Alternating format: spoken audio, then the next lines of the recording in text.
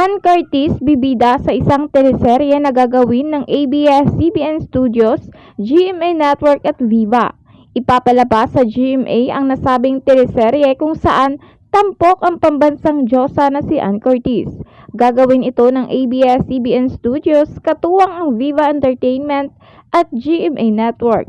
Wala pang inilabas na impormasyon ng ABS-CBN at GMA hinggil sa nasabing proyekto mula sa title ng serye at cast, pero ayon sa Tsaka Puso page ay kinumpirma na umano ng kanilang kachika mula sa Viva na na-finalize na ang kontrata sa nasabing proyekto at ilalabas na din ang detalye anumang araw mula ngayon.